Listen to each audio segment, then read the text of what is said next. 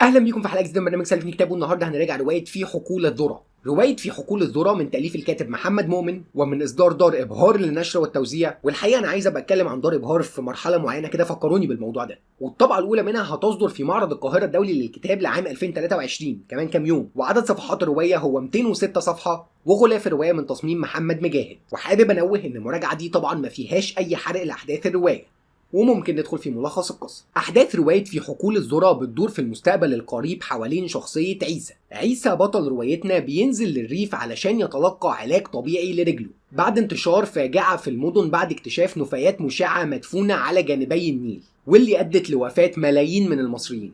عيسى بيتعرض لهجوم بيخليه على وشك الموت، ولكن بينقذه شخص اسمه الدكتور مختار. دكتور مختار طبيب بيطري. دكتور مختار غريب شوية وحواليه كتير من الشكوك، ولكنه بيعرض على عيسى انه يقعد معاه شوية لحد جرحه ما يخف، وعلشان برضه يغير له على الجرح كل شوية.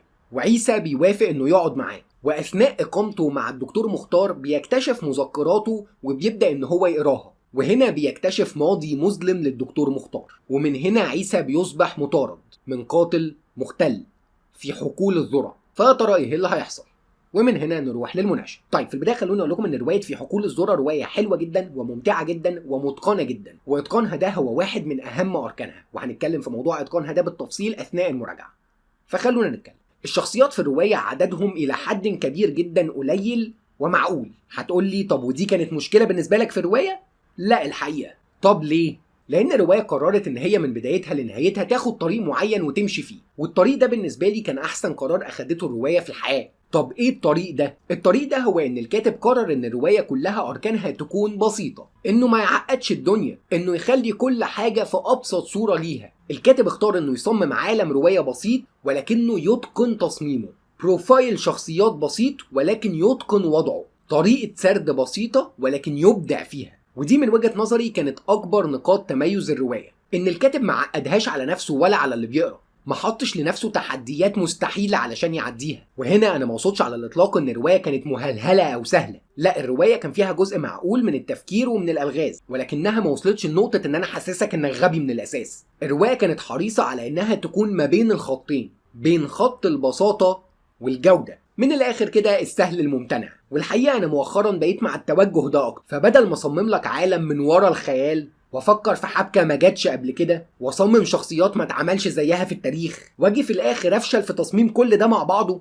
ويخرج من تحت ايدي منتج مهلهل ومفكك، لا، انا خليني في الكلام الطبيعي والعقلاني والمتعارف عليه ولكن اتقن تصميمه. ولذلك في نقطة الشخصيات بالتحديد أنا ما كانش عندي مشكلة مع فكرة قلة عدد الشخصيات أو تصميمهم المتعارف عليه أو البسيط، كفاية إنه معمول حلو. وفي نقطة معمول حلو دي بس خلوني أقول إن الكاتب أحيانا فلت منه كده في بعض الأوقات بعض النقاط في البناء والتمهيد بتاع الشخصيات. في أوقات معينة كان في شخصيات بتتصرف على نحو أنا ما فهمتوش أو ما فهمتش هم جابوا القدرة دي منين، أو إزاي عملوا كده، أو إيه الحاجة اللي خلتهم يعملوا كده، اتعلموا ده فين يعني، فكروا في ده ازاي، ودي مش طريقة تفكيرهم اصلا على مدار الرواية، وهكذا يعني. فدي بس نقطة كانت هتكون احسن كتير لو الكاتب كان ركز عليها اكتر، وكان صمم كل تحرك وكل تصرف لكل شخصية حسب البناء والتمهيد اللي هو كان وضعه لكل شخصية في الرواية. ولكن النقطة دي ما أثرتش برضو على جودة العمل وما خلتهوش يعني غير منطقي ولا حاجة. في النهاية احنا كل حدث في الرواية عندنا كان بيدور في فلك المنطقية. السرد والتعريف في الرواية كانوا باللغة العربية الفصحى الجيدة، ولكن أعتقد إن هي كان ممكن تكون أحسن. الحوار كان بالعامية المصرية وده ما ضايقنيش إطلاقا، خصوصا إن كان في توازن جيد جدا على مدار الرواية ما بين العامية وما بين اللغة العربية الفصحى،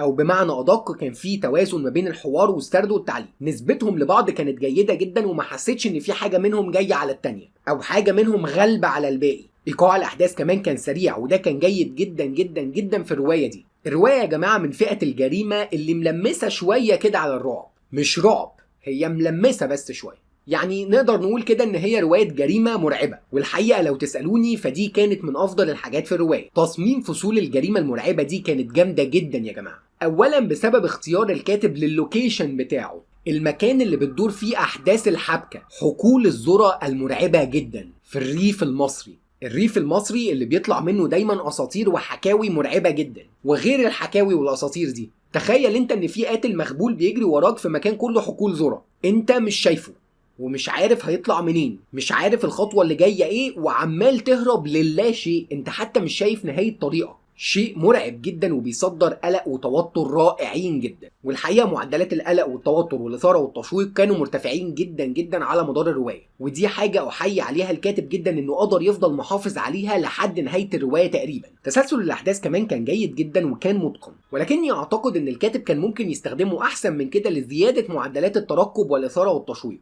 نهايه الروايه جيده جدا، متوقعه شويه ولكنها تظل جيده. الحقيقه ان الروايه دي انا مبسوط بيها جدا ومبسوط ان انا قريتها، مبسوط بفكرة ان حد قرر انه ما يعقدش الدنيا وان هو يصمم لنا رواية ممتعة، فقط ممتعة، مش عايز يعقد بيها اي حاجة ولا عايز يوصل بيها اي فكرة. رواية جريمة متصممة كويس بس كده.